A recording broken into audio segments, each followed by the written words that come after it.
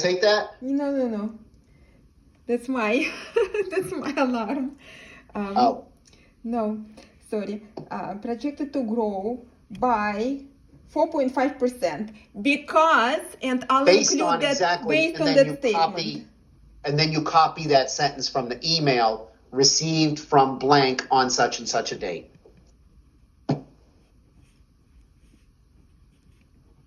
Got it.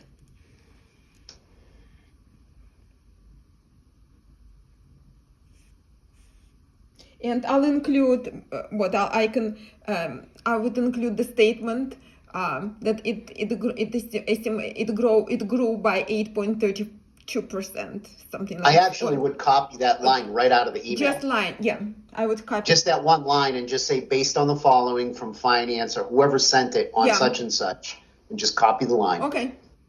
Because it's an internal thing, but we're providing clarity for Mary. Because the reason I bring this up is we used to forecast 2% to be conservative.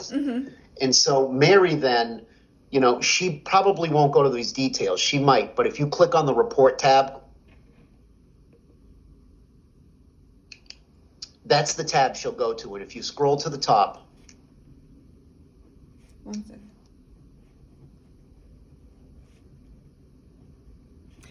Okay, go to the top. the information that you just updated updates this chart. This top, right? This top chart. Yeah, it updates the estimated cap space. Well, Okay. it updates the bottom one too because you've added ARP. So ARP hits the grants. The audit savings increases the cap space. But because the ARP is less than 125 million, the budget this year, it doesn't show up in this chart because until the June report, we go with the higher of budgeted or estimated. Now, one of the things when you finish this report, we're going to write a paragraph together. I'm going to draft it up. So we'll have another meeting before you ship this off because Mary is concerned about having a third year in the row where we have not spent all our cap space. And we're pretty close of not spending our cap space. And if ARP doesn't get a whole bunch of projects coming through in April and June, we're probably not going to spend all our cap space. Mary's trying to get prepared for the onslaught from legislators and districts. You're not even spending all your cap space. Increase your per square foot funding. Why won't you do that? And so this doesn't go to the public. And that's part of the reason why we have this separate spreadsheet and it's not connected to the FSD database. Okay. It used to be connected to the FSD, not quite, but Autumn had created an output tab that I could just update and it would automatically update all the project data. Yeah, but you don't Then we want went it. to SharePoint, we lost all that. So then, since then, I've stripped it down. The other thing you can do is go back to, you see all the board updates, old, summary, all these tabs? Yes. You can delete all of those. Okay. So do a backup of this for your final one. So delete those on when you go to the April report. So for this March, we'll leave them. You're going to make another backup and put it to the backup folder right before you send it to Mary. So here's a couple of things I like to do when I'm sending it off to Mary.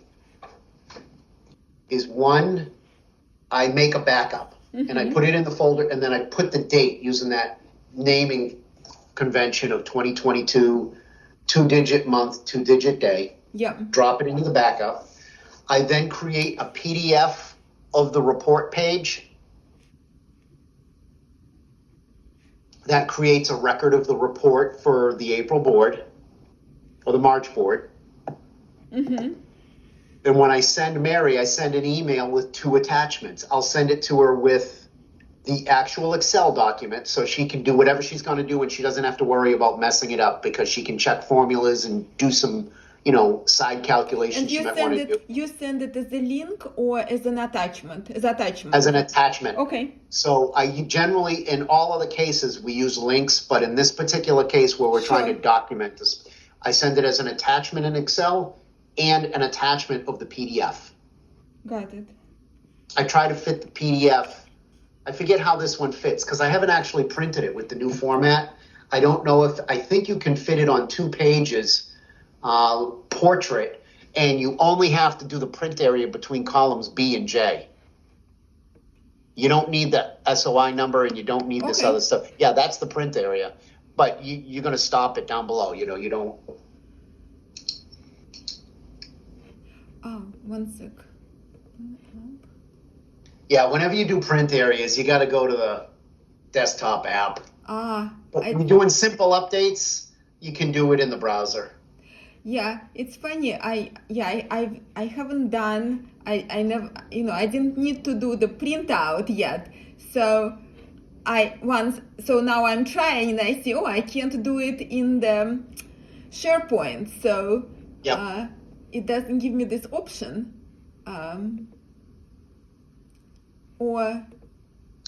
Yeah, you see I like now, so this, we'll have and to. I can play with that. Yeah.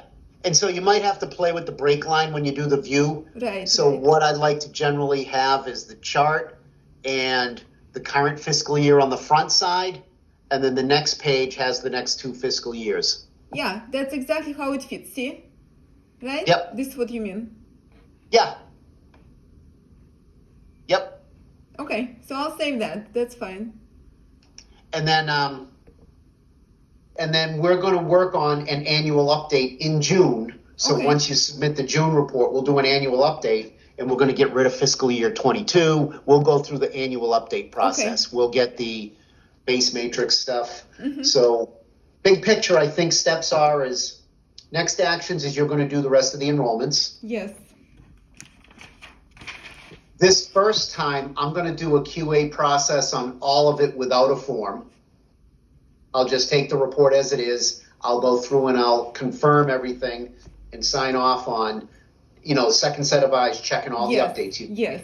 Yes. Then you're going to send an email to Mary that's going to have a little bit of a write-up. We'll work on that together. Yeah. And then it's going to have an attachment of the Excel and an attachment of the PDF. Yeah. Then we're going to send it off to Mary. Mm-hmm. She may have questions and have a meeting. Are you generally available on Mondays from 1 to 2:30? I think so. I don't know that it's worth putting a weekly calendar hold on your calendar because you'll rarely be invited to that meeting. But if you do that, there'll be meetings. We'll let you know ahead of time. Yeah. We'll invite you for part of my weekly meeting to talk about this. Sure. But if you make it a focus time, you can do work and then people won't block that part of your calendar. It's totally however you want to do it. Yeah. So Mondays 1 to 2:30. Okay. Block. Now, next week, I'm meeting with Mary on Tuesdays because Monday's a holiday. Yeah. Then the next thing we're going to do ahead of the April board is you're going to update those QA columns. Hold on. What are these QA columns? Meeting board. So if you go to the data input, Yeah. we don't have to do one for benchmarks, but after enrollment, so go back. That's enrollment. Yeah, so between columns 9 and 10, between I and J, don't do it now, it'll mess up all your forms.